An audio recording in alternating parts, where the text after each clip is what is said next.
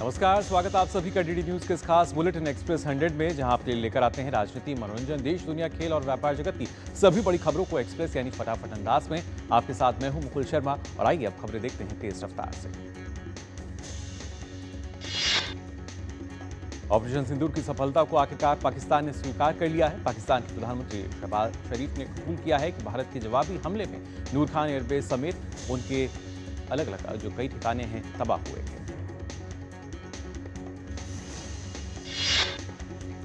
PM Shahbaz शरीफ ने कहा है कि 9 और 10 मई की रात को जनरल सैयद असीम मुनीर ने उन्हें कॉल पर बताया कि भारत की बैलिस्टिक मिसाइल नूर खान एयरबेस और कुछ अन्य इलाकों पर गिरी।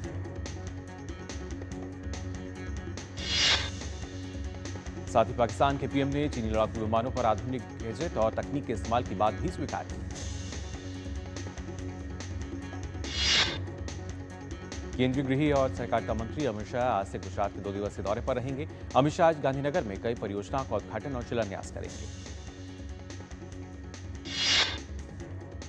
अमित शाह वावोल में नवनिर्मित प्राथमिक आरोग्य केंद्र का लोकार्पण करेंगे। इसके अलावा वे गांधीनगर सेक्टर 21 और 22 को जोड़ने वाले नवनिर्मित अंडरब्रिज का भी लोकार्पण करेंगे। ओडिशा के 4 जिलों में आकाशीय बिजली गिरने से 9 लोगों की मौत हो गई। अनुगुल जिले के अदिगुर्दा में बिजली गिरने से 5 अन्य घायल हो गए। वहीं घायलों को अस्पताल में भर्ती कराया गया है।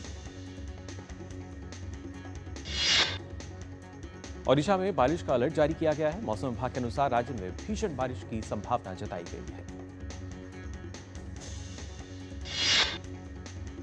बिहार में स्थित गया का नाम अब गया जी कर दिया गया है। पौराणिक, ऐतिहासिक और धार्मिक महत्व के मद्देनजर बिहार के गया शहर का नाम गया जी किया गया है।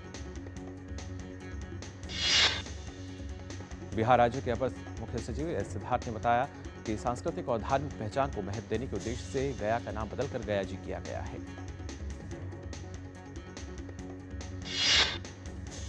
नेपाल के काठमांडू में 3 दिवसीय सागरमाथा संवाद कार्यक्रम का शुभारंभ हुआ। इस कार्यक्रम में नेपाल के प्रधानमंत्री, विदेश मंत्री और भारत के पर्यावरण मंत्री भूपेंद्र यादव के साथ कई बड़े नेता मौजूद रहे।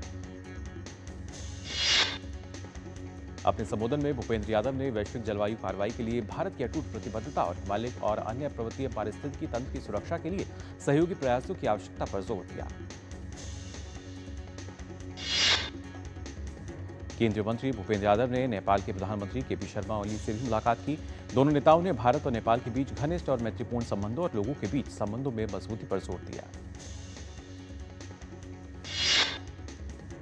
केंद्रीय पर्यावरण, वन और जलवायु परिवर्तन मंत्री भूपेंद्र यादव ने काठमांडू में सागरमाथा संवाद के दौरान नेपाल के अपने समकक्ष इन बहादुर शाही ठाकुरी के साथ बैठक भी की।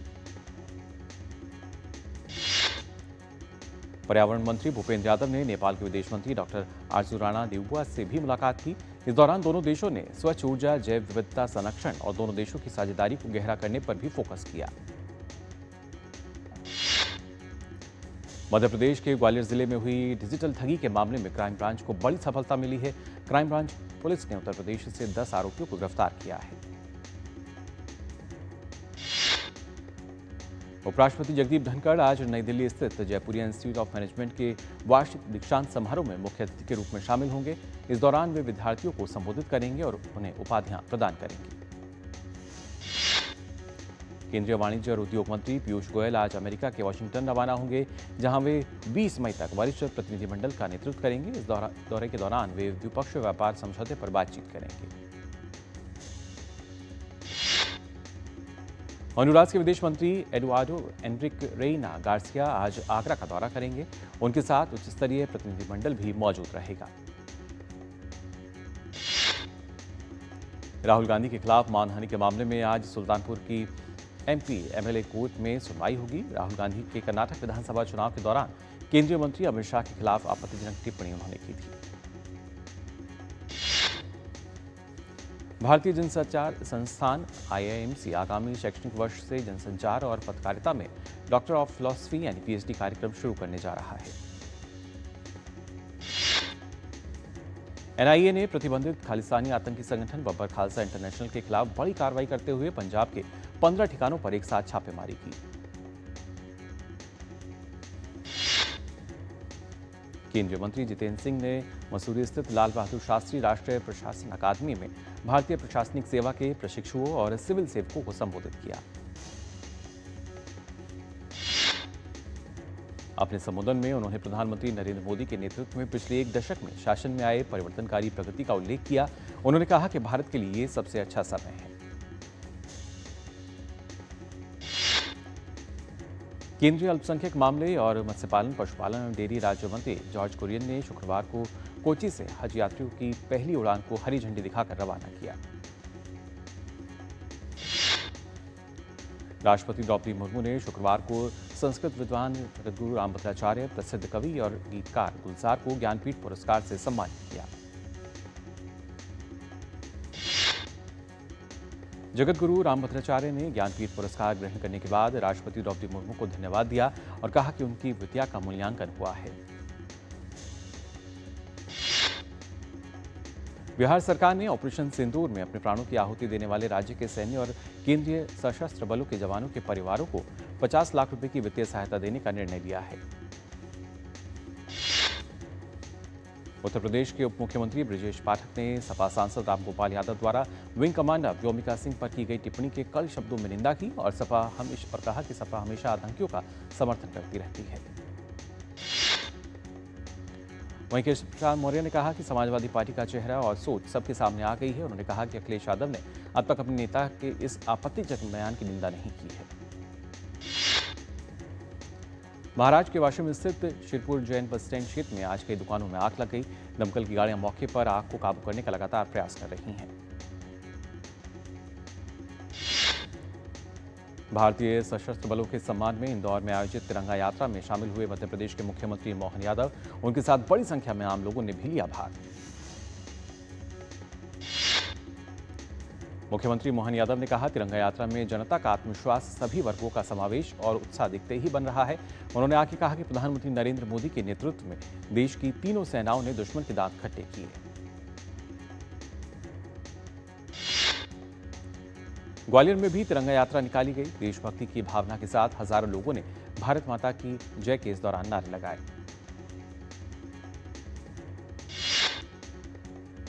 देश के वीर जवानों की गरिमा, शौर्य, पराक्रम और आत्मसम्मान को सलाम करने के लिए पूर्वी दिल्ली के कृष्णानगर में तिरंगा यात्रा निकाली गई। इस यात्रा में बच्चे, बुजुर्ग, महिला और नौजवानों का जोश और जज्बा देखने को मिला। झारखंड के गिरिडीह में भी तिरंगा यात्रा निकाली गई। लोगों ने हाथ में तिरंगा लेकर एकजुटता का प्रदर्शन करते हुए भारतीय सेना के प्रति सम्मान जताया। इस तिरंगा यात्रा में केंद्रीय महिला एवं बाल विकास मंत्री अन्नपूर्णा देवी भी शामिल हुई। अन्नपूर्णा देवी ने कहा कि आज पूरा देश ऑपरेशन सिंदूर का जश्न मना रहा है। हमें भारतीय सशस्त्र बलों पर गर्व है, जिन्होंने ऑपरेशन सिंदूर के तहत पाकिस्तान को मुंहतोड़ जवाब दिया। भारतीय सेना और भारत सरकार के समर्थन में दृढ़ता से खड़े होने के संदेश के साथ महाराष्ट्र के जलगांव में भव्य तिरंगा यात्रा का आयोजन किया गया। यात्रा में सैकड़ों नागरिक शामिल हुए। नागपुर के कामठी में भी तिरंगा यात्रा निकाली गई। यात्रा में बड़ी संख्या में सेवानिवृत्त सैनिक और आमजन शामिल हुए। ऑपरेशन सिंदूर की सफलता का जश्न मनाने के लिए लोगों में खासा उत्साह देखने को मिला। असम के डिब्रूगढ़ में भी ऑपरेशन सिंदूर के नायकों के सम्मान में तिरंगा यात्रा निकाली गई। केंद्रीय मंत्री सर्बानंद सोनोवाल तिरंगा यात्रा में शामिल हुए। चौकीडीह से शुरू हुई यात्रा एएसटीसी बस स्टैंड पर समाप्त हुई। केंद्रीय मंत्री सर्बानंद सोनोवाल ने कहा कि ऑपरेशन की सफलता में सेना की भूमिका महत्वपूर्ण रही। उन्होंने भारतीय सेना के प्रति आभार व्यक्त किया और कहा कि हर भारतीय को सेना की ताकत और बहादुरी पर गर्व है। आंध्र प्रदेश के विजयवाड़ा में मुख्यमंत्री एन चंद्रबाबू नायडू के नेतृत्व में शुक्रवार को तिरंगा यात्रा का आयोजन किया गया। तिरंगा यात्रा में 15,000 से अधिक लोगों ने भाग लिया। इस अवसर पर सीएम चंद्रबाबू नायडू ने आतंकवाद के खिलाफ पीएम मोदी के संकल्प की सराहना की। उन्होंने कहा कि भारत में आतंकवाद की कोई जगह नहीं है। कोलकाता में भी ऑपरेशन सिंदूर की सफलता और भारतीय सशस्त्र बलों के सम्मान में तिरंगा रैली निकाली गई। इस रैली में पश्चिम बंगाल भाजपा अध्यक्ष सुकांत मजूमदार, भाजपा नेता और आम नागरिक शामिल हुए। रैली में शामिल हुई भाजपा नेता लॉकेट चटर्जी ने कहा कि भारतीय सेना ने पाकिस्तान को करारा जवाब दिया है। उन्होंने कहा कि सेना ने नारी के सम्मान की रक्षा की है। वहीं भारतीय सशस्त्र बलों के सम्मान में उत्तराखंड के मुख्यमंत्री पुष्कर सिंह धामी ने चंपावत में कैंप कार्यालय से टनकपुर की पीलीभीत चुंगी तक तिरंगा यात्रा का नेतृत्व किया। दिल्ली एनसीआर में हवा की गुणवत्ता एक बार फिर खराब स्तर पर पहुंच गई है। वायु गुणवत्ता प्रबंधन आयोग ने दिल्ली एनसीआर में रैप के पहले चरण को लागू किया है। राजधानी दिल्ली में आज भी आंधी के साथ बारिश का अनुमान जताया गया है। दिल्ली एनसीआर में शुक्रवार शाम अचानक मौसम बदल गया, कई जगहों पर तेज हवाएं चली और बारिश हुई। वहीं मुंबई के कई हिस्सों में बारिश दर्ज की गई। बारिश की वजह से लोगों को गर्मी से थोड़ी राहत मिली है। वहीं मुंबई में आज और कल हल्के से मध्यम बारिश का अनुमान है।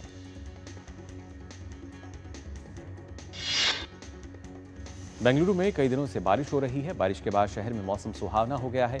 वहीं कुछ जगहों में जलभराव की समस्या भी देखी जा रही है।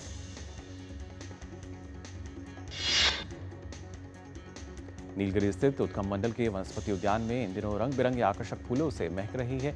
शहरवासी इसे देखने के लिए बड़ी तादाद में पहुंच रहे हैं। और फिलहाल एक्सप्रेस 100 में हम यहां रुक रहे हैं छोटे से ब्रेक के लिए, जल्द लौटते हैं।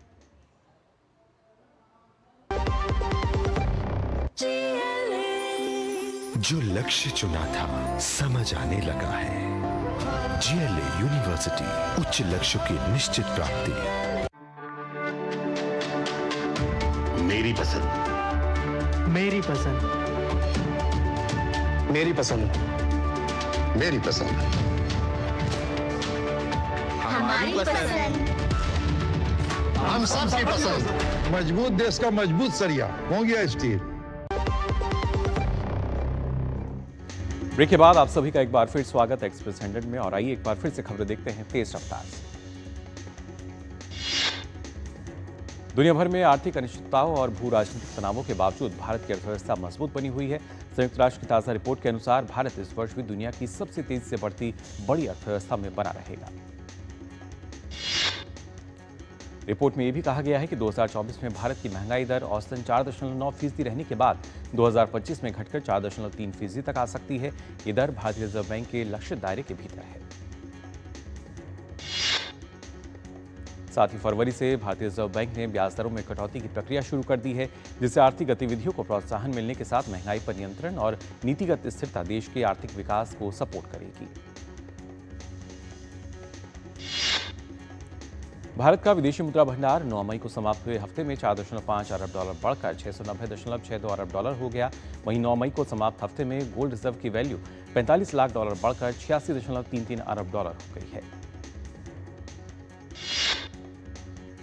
रोजगार परक प्रशिक्षण, शैक्षणिक केंद्रों की जानकारी या प्रशिक्षण के लिए आवश्यक योग्यता जैसी जानकारियां आप लोगों को लाइव व्हाट्सएप पर हासिल हो सकेंगी। भारत सरकार के कौशल विकास एवं उद्यमशीलता मंत्रालय ने मेटा के साथ सहयोग में ये नई पहल की है। भारतीय विदेश व्यापार संस्थान IAFT ने संयुक्त अरब अमीरात के दुबई में अपना पहले विदेशी परिसर स्थापित करने की घोषणा की। विश्व में IAFT के विस्तार और अंतर्राष्ट्रीय व्यापार प्रबंधन शिक्षा में भारत की भागीदारी को मजबूत करने की दिशा में यह महत्वपूर्ण कदम है। वाणिज्य और उद्योग मंत्री पीयूष गोयल ने कहा कि यह राष्ट्रीय शिक्षा नीति 2020 की भावना के अनुरूप है और भारतीय शिक्षा के अंतर्राष्ट्रीयकरण और वैश्विक स्तर पर वैचारिक नेतृत्व को आकार देने में भारत की बढ़ती भूमिका की दिशा में एक नया अध्याय है। भारतीय चीनी एवं जैव ऊर्जा निर्माता संघ ने कहा है कि भारत का 2024 और 25 चीनी सीजन लगभग 261 से 262 लाख टन शुद्ध चीनी उत्पादन के साथ समाप्त होने का अनुमान है, जिससे घरेलू मांग पूरी करने के लिए 52 लाख टन का अच्छा खासा बफर स्टॉक बचेगा।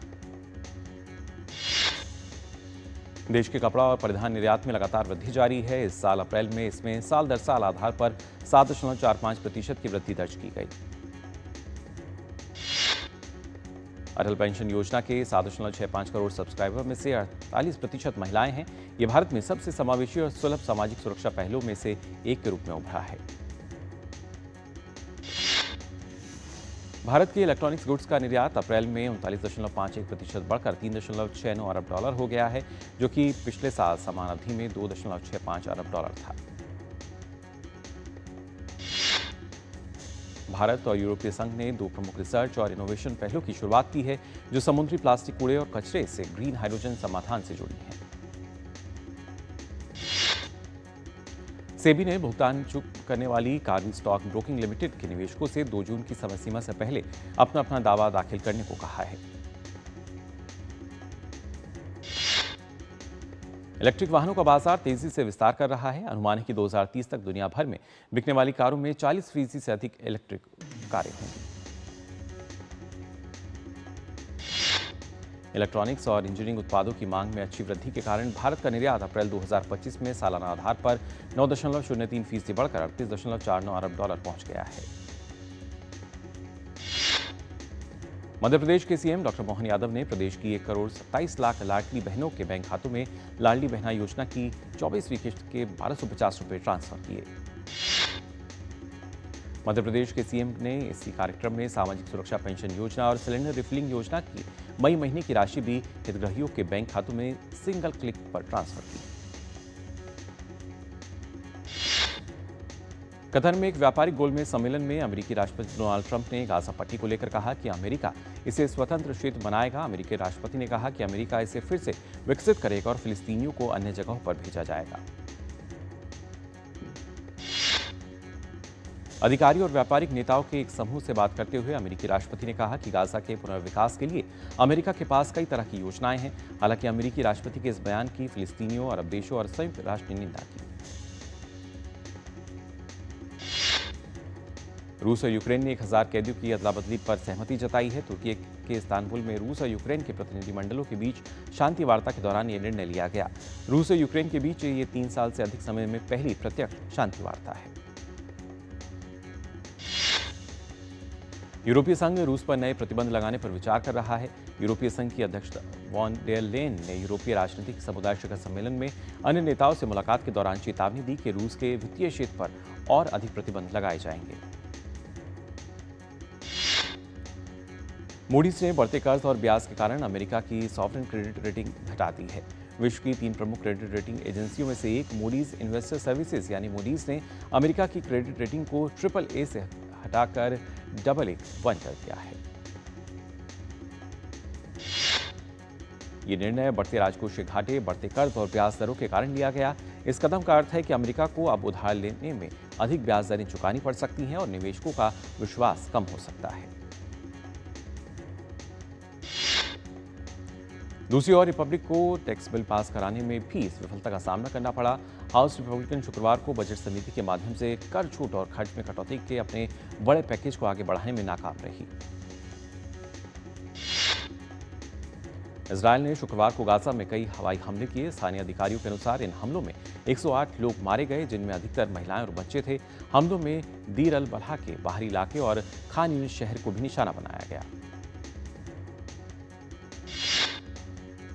अमेरिका के सुप्रीम कोर्ट से राष्ट्रपति डोनाल्ड ट्रंप को बड़ा झटका लगा है। सुप्रीम कोर्ट ने वेनेजुएला के लोगों के निर्वासन पर रोक लगा दी है। हांगकांग और सिंगापुर में फिर से कोरोना वायरस के मामले बढ़ने लगे हैं। हांगकांग में 3 मई तक कोरोना संक्रमण के करीब 31 मामले सामने आ चुके हैं। भारत के गोल्डन बॉय नीरज चोपड़ा ने दोहा डायमंड लीग में पहली बार 90 मीटर के पार भाला फेंककर इतिहास रच दिया।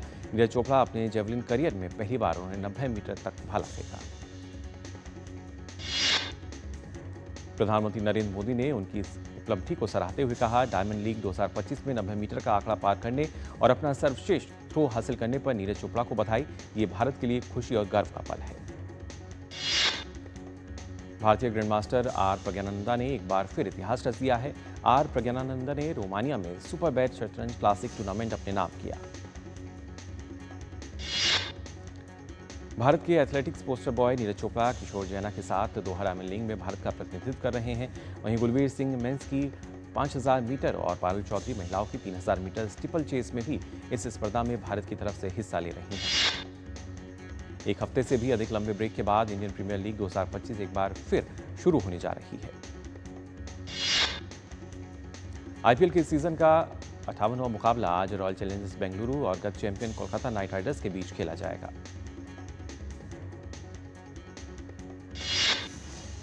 रॉयल चैलेंजर्स बेंगलुरु की टीम आईपीएल की अंक तालिका में दूसरे स्थान पर है। आरसीबी के 11 मैच में 16 अंक हैं। कोलकाता नाइट राइडर्स की टीम आईपीएल 2025 में संघर्ष कर रही है। केकेआर के 12 मैच में 11 अंक हैं और वो अंक तालिका में 6ठे स्थान पर है। इटालियन ओपन के फाइनल में आज कोको गॉफ का सामना जैस्मीन पाओलिनी से होगा। कोको गॉफ के पास पहली बार खिताब जीतने का मौका है। जैस्मीन पाओलिनी पिछले एक दशक में इटालियन ओपन के फाइनल में पहुंचने वाली पहली इटालियन महिला है। पाओलिनी ने अमेरिका के पीटन स्टन्स को 7-5, 6-1 से मात देकर फाइनल में जगह बनाई। वहीं क्रिस्टियानो रोनाल्डो ने लगातार तीसरे साल सबसे ज्यादा कमाने वाले एथलीटों की फोर्ब्स सूची में शीर्ष स्थान हासिल किया है। वहीं एनबीए स्टार स्टीफन करी दूसरे स्थान पर रहे। स्ट्राइकर अर्लिंग हालैंड ने मैनचेस्टर सिटी के सीजन को भयावह बताया। हालांकि उन्हें उम्मीद है कि क्लब इस सीजन का अंत ट्रॉफी के साथ करने में कामयाब रहेगा। अरुणाचल प्रदेश के यूपिया में सैफ अंडर 19 फुटबॉल चैंपियनशिप के सेमीफाइनल में भारत ने मालदीव को 3-0 से हराकर फाइनल में प्रवेश किया। भारत की ओर से डेनी मेतेई, लेकश्राम, ओमांग डोडम और प्रशांत जाओचो ने गोल किए। मशाल स्पोर्ट्स ने घोषणा की है कि प्रो कबड्डी लीग सीजन 12 के लिए खिलाड़ियों की नीलामी का आयोजन 31 मई और 1 जून 2025 को मुंबई में किया जाएगा। जेनिक सिनर ने सेमीफाइनल में शानदार प्रदर्शन किया और अमेरिका की टॉमी पॉल को 1-6, 6-0, 6-3 से हराया और इटालियन ओपन के फाइनल में जगह बनाई, जहां उनका मुकाबला कार्लोस अल्कराज से होगा। भारतीय क्रिकेट कंट्रोल बोर्ड ने 30 मई से शुरू हो रहे इंग्लैंड के दौरे के लिए भारतीय टीम की घोषणा कर दी है। चयन समिति ने अभिमन्यु ईश्वरन को कप्तान और ध्रुव जुएल को उपकप्तान बनाया है। 78वें कान फिल्म महोत्सव में भारत एक बेहतरीन शूटिंग और फिल्म निर्माण गंतव्य के रूप में अपनी मौजूदगी दर्ज करा रहा है। भारत की विविधता, नरसिंगिक सुंदरता, सरकार द्वारा प्रोत्साहन और प्रतिभाशाली क्रिएटिव समुदाय ने ब्राजीली प्रतिनिधिमंडल को खासा प्रभावित किया। भारत सरकार ने भारत में अंतर्राष्ट्रीय प्रस्तुतियों के लिए लाइव शूटिंग के साथ साथ एनिमेशन, पोस्ट प्रोडक्शन और विजुअल इफेक्ट सेवाओं और विदेशी देशों के साथ आधिकारिक सह निर्माण के लिए प्रोत्साहन योजनाएं शुरू की हैं। कान फिल्म फेस्टिवल में दुनिया भर के दिग्गज कलाकार पहुंच रहे हैं। हॉलीवुड कलाकार भी फिल्म फेस्टिवल के रेड कार्पेट पर अपनी मौजूदगी से समारोह में चार चांद लगा रहे हैं। हॉलीवुड फिल्मों के कलाकार Angelina Jolie, Kristen Stewart, Natalie Portman और जोएल एजेंटन रेड ने दुनिया भर से आए लोगों का ध्यान अपनी तरफ खींचा। यूट्यूब के बोनो ने अपनी नई documentary film Bono stories of surrender launch की। इस साल कान फिल्म फेस्टिवल में 5 भारतीय फिल्में दिखाई जाएंगी। होमबाउंड को कान फिल्म फेस्टिवल के ऑन सर्टेन रिगार्ड सेक्शन के लिए चुना गया है।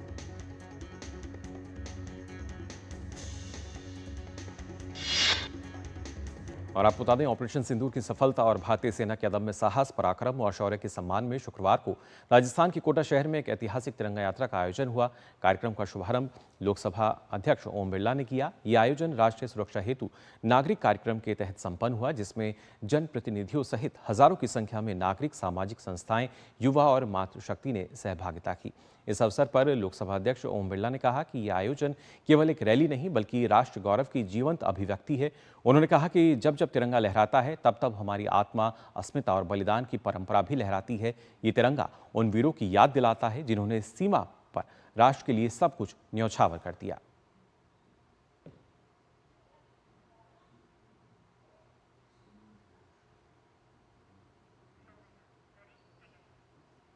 तो फिलहाल के लिए एक्सप्रेस न्यूज में बस इतना ही। आगे देखिए मनी मंत्रा। दीजिए अनुमति। नमस्कार।